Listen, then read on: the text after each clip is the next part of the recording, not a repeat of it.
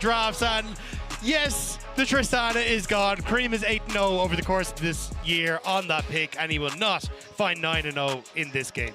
Well, that's good. I think it must ban away after how last game went.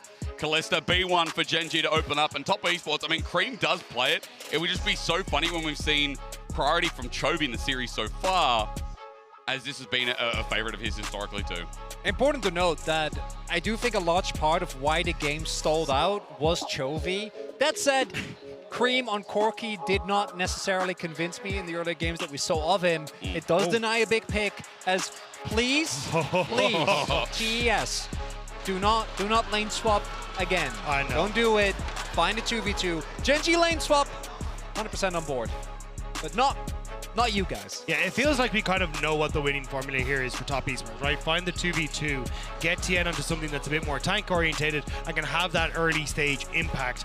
By going across towards Canyon though, definitely a bit of a worry. He had a great performance on it in game number 1 of the series, and it really did feel like Tian, when he brought it to Viego, didn't have a great answer to it. So curious to see what Tian wants to go back towards here. Will it be the Meiko, take 2, or will there be something else that he's got up his sleeve?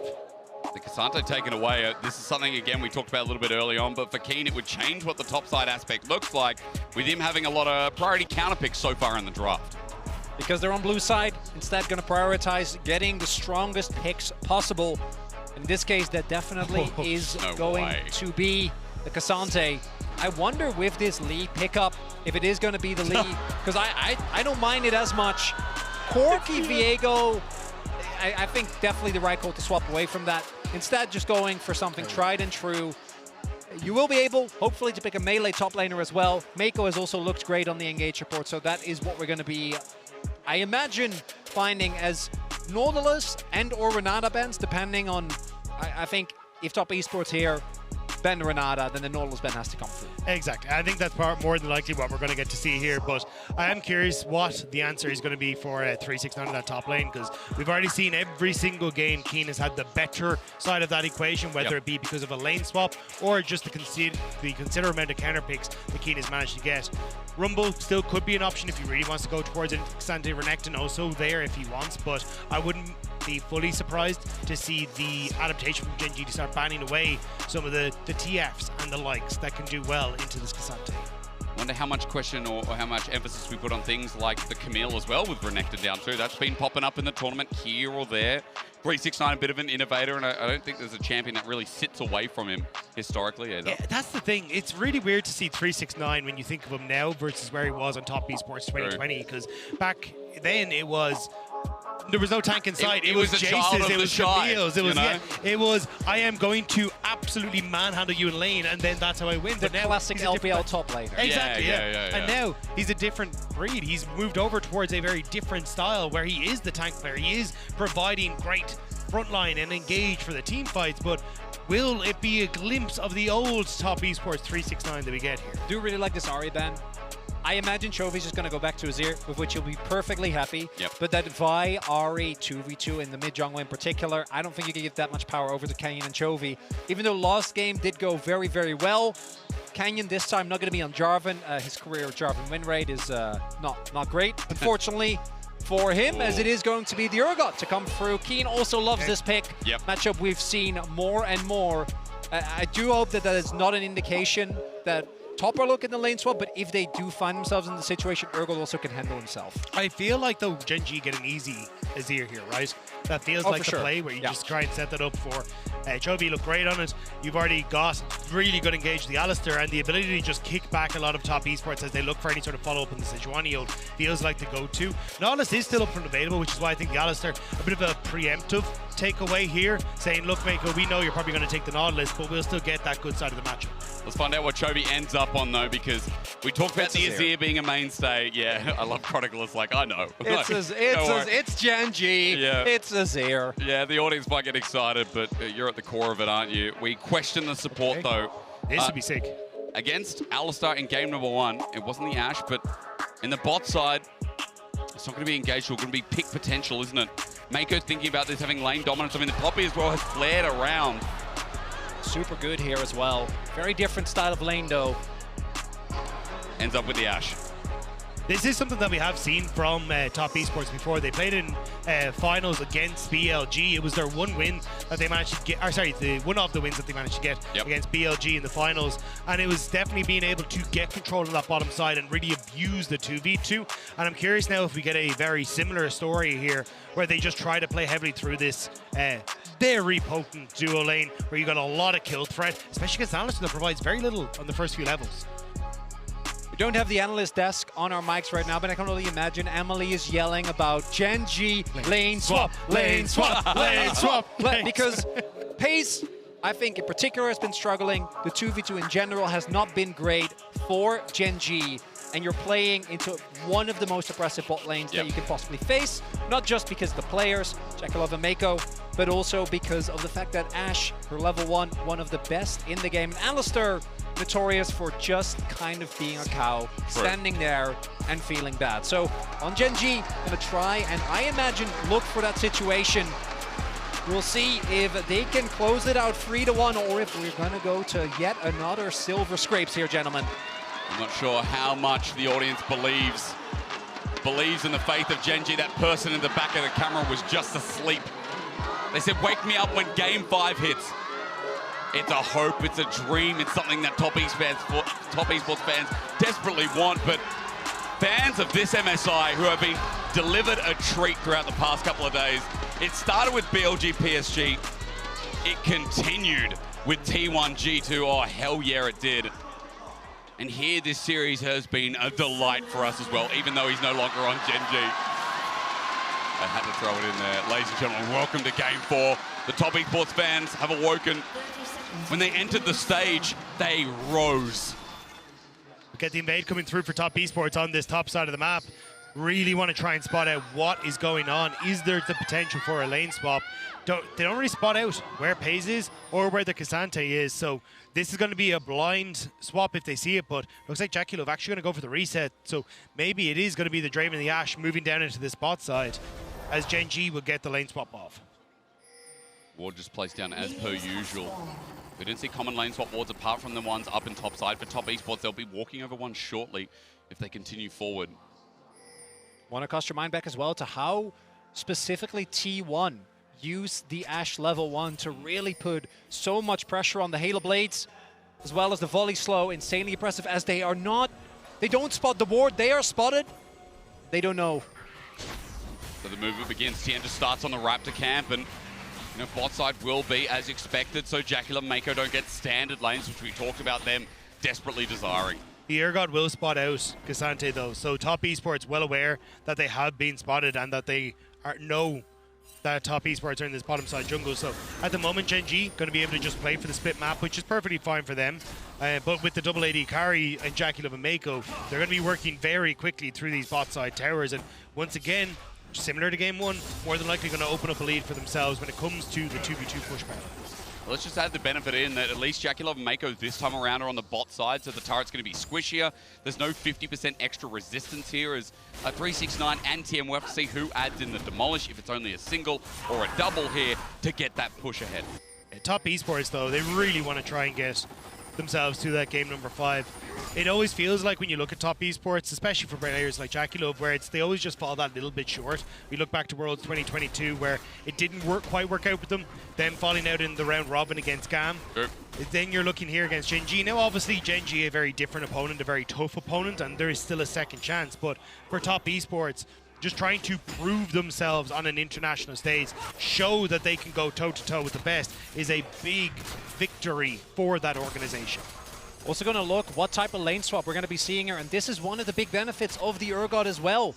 Able to do so much damage with the W is 369, so Gen.G going to definitely be behind in blades, but we've seen longer lanes. G2 showed it yesterday as well, where you just keep swapping and swapping, so you're always behind, always catching the wave, never the one with the tempo advantage. But you can also choose, which looks like what Gen.G is doing here, hit level 3 and then back off. You got through the first couple of levels, which are insanely rough, into the Ashe specifically, and you may try and contest in the 2v2, but 369, he ain't leaving yet. The downside of this, though, is that you kind of have to drop some of these waves to make this 2v2 happen, right? Yes, you'll get the reset off, you get the long swords, but if you want to try and make it happen, you either have to drop this wave and try and match in the 2v2 on top, because JackeyLove, now having 3 of those plates gone, is going to have a 200 gold lead for himself. He gets to go back to base and then come out, and it looks like we will see the even footing on the bottom side, but the slight experience lead for JackeyLove, as you can see, because the majority of that wave was just lost to the tower for Gen.G. Kiin's still level 1. Wave in a bit of an awkward position. Also, Creme taking a rough trade, given that he has already teleported. Also, Chovy, this time around, going for maximum lane pressure, going for the Halo Blade, so not going to go for the tank build. This time, he has a front line. Kiin on the Ksante, which has been discussed to great lengths this tournament. These top esports that in the early phase of this lane swap is going to come out ahead. Remember as well, in the start of the lane swap of game 1, it was 369 on not the reverse matchup, but of course on the Ksante as well. Gen.G made sure that that guy wasn't going anywhere, wasn't getting anywhere, was far and far behind. Kiin this time has been able to absorb some experience. Yes, it's still down in CS, but at least he's in the lane. So we get to see a very different Ksante as Creme gets bullied out by Chovy on the return of this TP. Yeah, it only just come back into lane, so not the best of times here for Creme, but also on the bottom side, you see the Vi is here on the bottom half of the map, so Tian going to try and match on this bottom side to make sure JackeyLove and Meiko can play aggressive through the 2v2. We already saw JackeyLove great with the stand asides when it comes to interrupting Lehends, but if there's a Vi in the bush as well, you need, sorry, the Alistar, but if there's a Vi in the bush as well, you got to be so careful, but here comes the 3v3. Even with the ward, the timing perfect. The 3v3 is going to erupt with Canyon moving in. It's the Arctic Assault, the flash away from Peyz, so summoner advantage. Here is the Kalista, now out with 1. Crucially there, health bar for Lehends already way too low, and this wave state, kind of a disaster with Tian in the area. They're not going to be able to fix it anytime soon. JackeyLove and Meiko, the opportunity to build a bigger lead in that 2v2 as Chovy trying to test Creme his nerves. Especially with Canyon here as well. Vault Breaker just out of range, and it's simply an auto. So Valkyrie out, and Creme is just fine, despite Chovy getting in his head. Chovy still, though, hasn't really got camps up and available right now with the way everything is panned out, so kind of sitting here waiting to try and find a home. Void Grubs are going to be up, but Tian also passing up towards that top side with more camps available, so this is kind of the other byproduct of the lane swap, is that Tian will get access to a lot more of these camps there to come through on the side, but Canyon going to get first access to these grubs with the push in mid lane helping out massively. Meiko did spot him with the hawk shot, so did you know that this is going on? But with the bot lane prio, and with mid lane the way that it is, I think the right call here from top esports to instead just go as Chovy looking to be a bit of a nuisance here. Yes. Doing Chovy things again. As you mentioned, Chronicler the back away, or rather forcing it back against Creme. And lane and phase going well. The trade happens top side for a perfect 3 for Canyon, while that Dragon is about to just get destroyed as well. Still, though, JackeyLove and Meiko getting access to bot lane turret again on this push, going to start to chip away at some more of these plates. And if side lane towers start to go down, that's really where it's going to become tough for Gen.G. They are a composition right now that wants to look for team fights, play for these objective fights. And this has not been what we've seen from Gen.G over the course of this series so far. It's much more about getting access to the lanes and playing through, Kiin on something that's a bit more carry orientated, but now mid lane in trouble. Yeah, Chovy should just be able to shifting sands out. It's just Meiko again utilizing Halo Blades. We do see Chovy not too threatened there. Lehends also making his way back towards the bot side of the map. In the last game, what happened was Gen.G tried to force on Jackie as soon as Kane hit 6. Neither time it really works out, and that's what they're going to be looking to do here as well. Jackie currently sitting on about 150 stacks. A little bit more as, again, Canyon just keeps getting spotted by this hawk shot. And he keeps opting in towards this split map, which is honestly just benefiting top esports. It's not really, well, I say he's opting into. He's kind of been forced into this split map because you constantly have Meiko playing with Tian and invading onto his bot side. But that kind of just plays into hands because 369 going to be fine to farm himself. You won't really look for the dive as 369 can pretty handily clear out these waves, and it's going to be Peyz who falls further and further behind because he can't get access to wave, and is always at the potential of being dove underneath his own tower. Have to see if it happens in return for 369. Pausing because I'm seeing this wave building up, pushing. He's got no mana as well, but in the end, Canyon just backs off as JackeyLove gets pushed down bot side as well. The early game has been quite stagnant, but again, some mental mind games being played. Big thing here is that in the last game, Gen.G did really heavily opt into contesting. I think much more so than we saw of them in the 2 games before that. Yep. And obviously, top esports absolutely loved it. Aggressive skirmishes continuously worked out really, really well for them. And I imagine that Coach Kim and the gang came in and said, guys, slow it down. Yep. We don't need to win the early game. We don't need to stomp them in the first 10, 15, 20 minutes. Plenty of faith, and particularly with a classic front-to-back like they have here, with Kiin on his Ksante, which was, in my opinion, the main thing that got him his finals MVP. Good, yeah. Absolutely incredible at the champion as Canyon. We've seen this one before, but Jackie, very, very safe, as he should be. Peekaboo, Tian is behind your lines as Canyon goes on in, sees the assist, baits call. Ulti early from Tian, but the arrow is not. Wow, Meiko, he helps save the play. He stops Lehends and Drakos. Lehends fails the flash pulverize. Jackie runs under turret, and Lehends has nowhere to go. Thanks for the free cash in, you silly cow. Canyon now stuck behind the lines as well, and they're just laughing on them.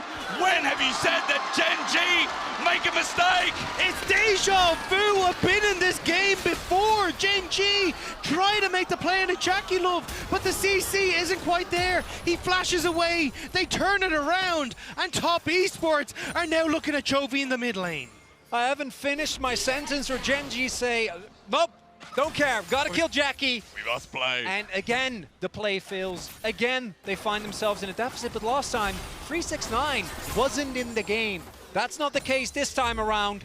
Substantial gold lead now across the board for TES, and it's Gen.G really getting overconfident there, because I think from Jackie's positioning, you could see that he knew it was coming, and then Meiko with the long-range arrow on Lehends. Yeah, it's gorgeous to watch. Tian as well, even giving up woes. Top esports were well aware that something was about to go down here, and they turn on towards JackeyLove, but watch, the fact that you don't get the follow-up CC on towards JackeyLove is heartbreaking. Plus, with Lehends tanking the Sejuani ult first, can't actually go for the combo to Jackie initially, then misses the combo afterwards, and Jackie just catches his axe to get the speed up to follow up, and then Canyon, way too far forward, will just end up going down to Creme. 3 for 0, cash in for the Draven, and additionally, a kill for Creme as well as Kiin. Will he die? He's got Ghost, but TES have faith. They've got the early game. They've got Tian rolling through. Kiin against the wall, arrowed up, and fear beyond death. TES can taste it. This is going perfectly. Massive play on the top side. Now, Gen.G will still get a good response here. They will trade a turret for what I imagine will be the turret on the top side. So some gold into the hands of Peyz, but actually won't even get the turret. So honestly, kind of nice for Gen.G. Nicely done there by Canyon. He actually catches the axis. Jackie tried to clear the wave so that they wouldn't be able to, but Canyon stands in front. Still, for Gen.G, feels like they keep opting into more and more of these really, really aggressive plays, and top esports have learned throughout this series to deal with them more and more. Last game, or last time when we had a similar game state, where we did have the swap, 369, another now has a kill sitting on the Urgot, and he's going to be an absolute menace in the side. Especially as we start to look towards the Void Grubs that were just taken for top esports, immediately go mid, push it into Dragon. Top esports are in a really good spot now to use the advantages that they picked up. Essence Reaver already there for Draven. The package for Creme, and not quite having the first item there for 369. He's going to hold out, but Gen.G can't really respond on Dragon. They look for some vision in topside jungle instead, and 369 is even respecting the potential dive that Gen.G might go for. An early game is really defined this series. Game 1 and Game 2, Gen.G controlled early game, and even part of the aggression that came through successfully shut TES down. This game, and now the last. Chovy, as he gets altered through, will have to flash away. The arrow flies as well after they pick up the neutral objective, but it's a two-pronged play. Flashing under turret to 369, who tries to outplay, but onto Canyon, fear beyond death. Ain't gonna follow through. He gets out, if only in the nick of time, as Gen.G's response is clear. Gen.G just barely get the kill. Top esports not able to get the return on the Chovy. The Merc threads value sky high on the early pickup for Chovy, but now underneath the mid tower. Will take a few love taps, I imagine. Creme, although Creme not as accurate as Chovy's been on the Corki so far. Big thing here is that they still get the turret towards the bot side. Some plates though, just before the drop-off, will be going over to Gen.G. Yep. Peyz and Lehends going to be able to pick those up, and that is going to mean that the gold lead stays relatively even. Kill helps a lot with that as well. As Chovy is finding Tian here, but I don't think he's going to pick up much more than that. And that is going to be 2 turrets here for Gen.G, but Cavalry's coming. Are they going to pull the trigger because Meiko's spamming pigs? We're looking at Chovy through mid lane as well, though, for the time being, while the plates in excess find their mark 15 seconds before expiring. Creme is back here, but Canyon just goes right past him. It's on to Tian instead, but Creme is just Gatling gun away. We talked about this cult of Creme. It's back again as Meiko even got a kill in topside. 5 seconds on towards the whirling death. JackeyLove is trying to eye up Chovy on mid lane, but there goes. Did he get him? Did he get him? Jackie cashes in off screen. The audience only just realized, like, wait a minute, Jackie got more. Gen.G's collapsing. It is absurd. Top Esports. It looked like the series was completely over. We were ready to give it over to Gen.G, and suddenly Top Esports, they find their success around JackeyLove, around Creme, and now 7-1 in kills and near 4,000 gold lead. Gen.G, you called it, Chronicler, they are crumbling. One of the big things about adding Canyon, the expectation was that he would be able to provide so much more stability to the roster. As we take a look here, Lehends able to arrow? make it out. No way. Oh my God, Oh my God!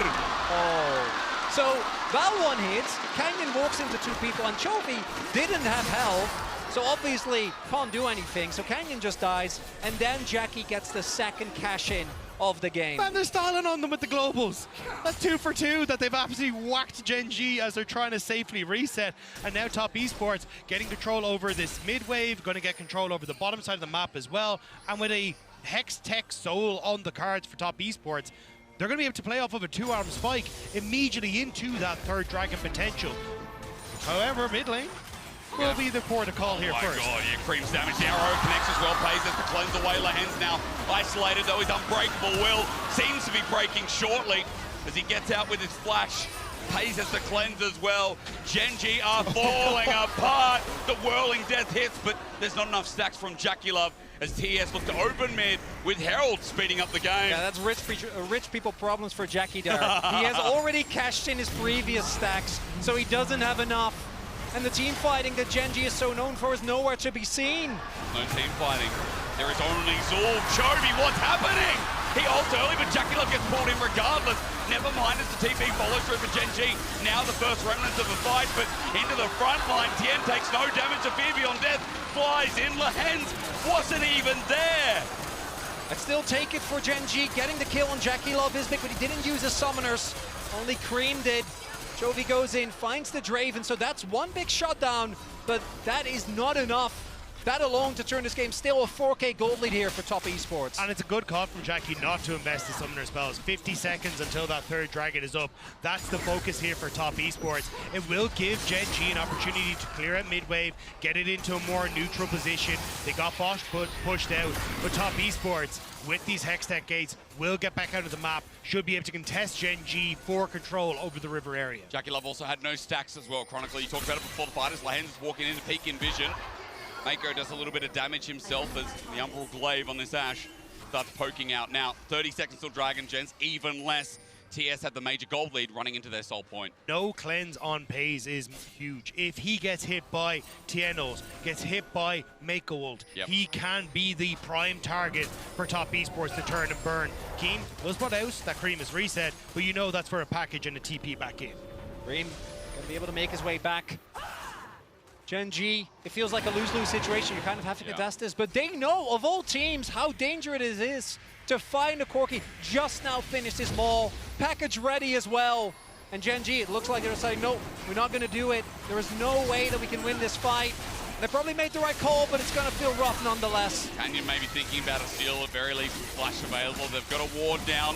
Stopping soul point would be huge for the game. Canyon!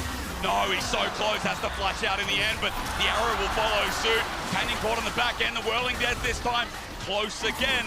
He gets out, absorbs some ultis, but Soul Point, crucially, still belongs to TES. And you're not really going to get anything as Gen.G. They get that push on the top side, but 369 had already gone up there to catch that wave.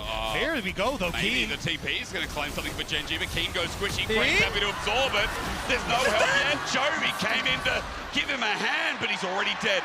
Waiting in brush now, Valkyrie over the top. Chovy matches, but Meiko's there to catch him. A great ulti, but Chovy doesn't have anyone else. He gets the shutdown, but with permafrost and Jackie on the horizon, Tian tries to give it to him, and JackeyLove heals to get in range.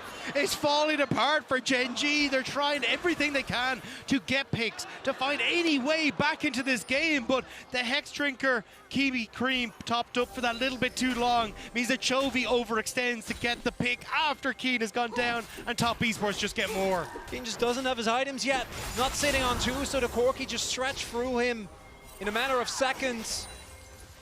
Gen.G just desperately looking for something, someone on the map.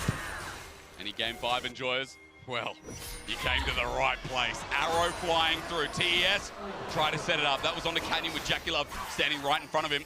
That won't land, but remember, if another pick comes through, it's 35 seconds till the Baron that TES can start leveraging. Man, what has happened to this week? I know. We started off with 3-0s across the board, and then we're like, you know what, actually, let's just go potentially 3 out of our 4 series over the last 2 days going to this 5-game point. And with top Esports now grouping on mass in this bot side, they want to push on towards that potential, with just getting so much control against Gen.G on the map. Big thing now for Gen.G. As we take a look at his play, it's straight up. Creme's a level up, Sejuani's there, and because he goes all out immediately, he has 0 resistances. So just ends up going down immediately. Chovy tries to salvage the play. He invested his teleport, so he has to. Knight's Vow is on Creme as well, so he takes even less damage. And Chovy, yeah, nice sidestep on the ult from Tian, but it doesn't matter whatsoever. And here, look alive. We're fighting once again. Remember, Baron is now spawned. No Dragon up for 2.5 minutes. We came live because Meiko is just always on the verge of sending out this arrow. 8 out of 10 kill participation. The Ashe has been insane. This is why we made such a big deal of this guy coming to top esports, because JackeyLove finally has a proper support, and Meiko back on the international stage after being in the LPL for 8+ years. Top Esports know that Chovy has no TP. So immediately they send themselves over into the Baron area to just say, look, you're going to have to bring Chovy up. You're going to have to try and force us out of this area, or we're going to control it. 369 has the teleport to come into this.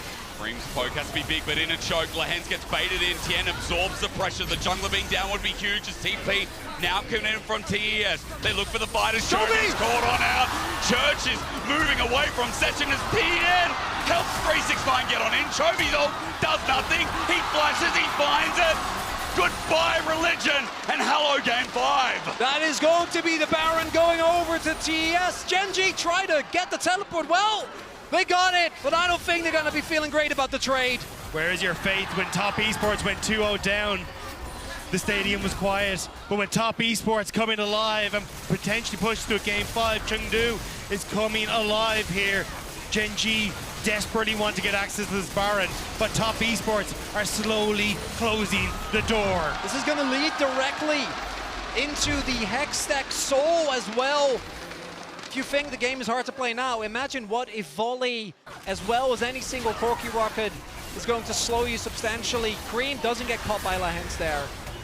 The teleport comes out, but crucially, Meiko on point again, or rather Tian on point again, finds the ultimate onto the one member that doesn't have an easy way out. The chase, impeccable. Top Esports about to bring us to a game number 5. And Tian, when he's struggled so much, he's talked about his confidence. He's talked about needing to find these moments to lift him up in a game and in a series. 2-0 down was not where I thought Tian would find that confidence, find that resurgence in his play, but 369 everyone's behind it. Gen.G are walking into a lane now with double TP, but the whole of top Esports are moving into position. 369 is a tank. They converge on this big bad crab, but has he bought enough time? No, he hasn't. Peyz with a pick. Gen.G are not out of it. Dragon.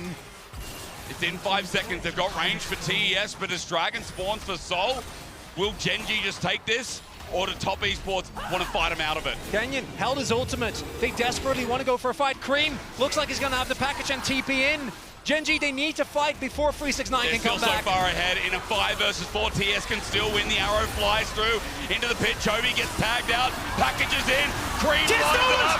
The dragon is stolen. Tian is sending us right into Hell's Incarnation. You see Gen.G with more members, but I see Creme burning them all alive. If there is a church of Chovy, then we better believe in the cult of Creme. It's blasphemy here in Chengdu as Top Esports refuse to bend the knee. They get the soul. They're marching down the mid lane. They want to take us to that game number 5. Even with the pick on 369, Gen.G, they needed a fight, but they're down so much gold, fighting into the Baron buff as well. And as a result, they get Jackie, but hasn't felt at any point in this game like getting Jackie is worth it. And Top Esports on the door of creating history themselves. I'll let you know soon because it's only the inhibitor. The game is not over, but Top Esports, they have done this before on an international stage. Do you remember, Dag, that when everyone had confidence in Fnatic 2-0 up in 2020, Top Esports, different players, but hell, the same mojo, as Munchables would call it, that sets them up for plays like this. This was beautiful. Chovy caught in the back of the pit, forced to flash out. The steal from Tian. And even though you get JackeyLove, he is only one part of the problem for Top Esports. With Creme able to come around. Meiko on the support. Ashe churning out the damage. Oh. Top Esports can take down Gen.G. Corki, absolutely huge there. Malignance damage, insane. And you might want to cost your you might cost your mind back. In last year's Worlds, Gen.G was down 0-2 to BLG, and then somehow brought it to a game 5. You know what happened in game 5? They got eviscerated. Now they're up 2-0, finally looking to deliver on the domestic performance that this team has shown over all these years. And if they are unable to close it out in what I'm sure is going to be an imminent game number 5, it would be the reverse sweep in MSI main stage. Only in play-ins have we seen it before. Arrow starts us off for a potential game 5. The poke is out onto Canyon, but the trigger ain't there. Tian gets knocked up for days, but the fear beyond death still follows through.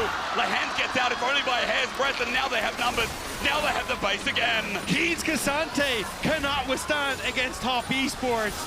Chovy's Azir cannot withstand against Top Esports. This team is unstoppable. This team feels undeniable. And as they walk through the base of Gen.G, they don't stop.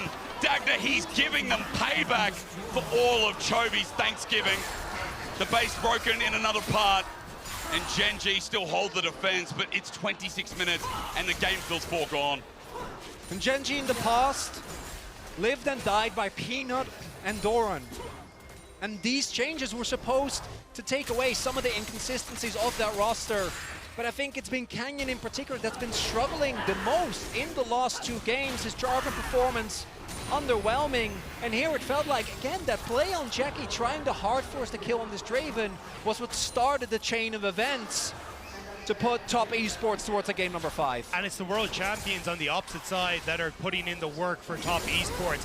Meiko wanting to find success away from EDG, nearly a decade on that roster, and now on Top Esports, the real support JackeyLove deserves. Yeah. The opportunity to play multiple styles that Meiko has always dreamed of, now working with Tian, who has been impeccable over the last 2 games, finding the success that this bot lane for Top Esports needs. I mean, Tian's change in this series, I think, is some of the biggest we have seen within a series itself. Like, Tian is that kind of player. He has really, really high highs, really, really low lows, and down Chovy will go.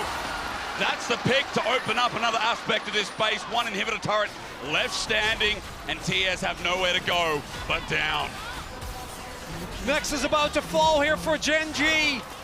And for the third time in 4 days, third time in, sorry. Oh, yeah. 3 days, we're gonna go to Silver Scrapes, gentlemen.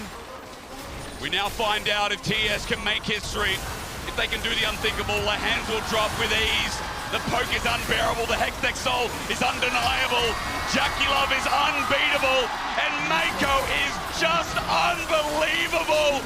This TES roster looked like they were in a slump, looked unforgiving, But in the last 2 games, they shine, they rise, and they boil with the heat in Chengdu! When everyone doubted them, top esports rose. It will be a day of firsts here in Chengdu.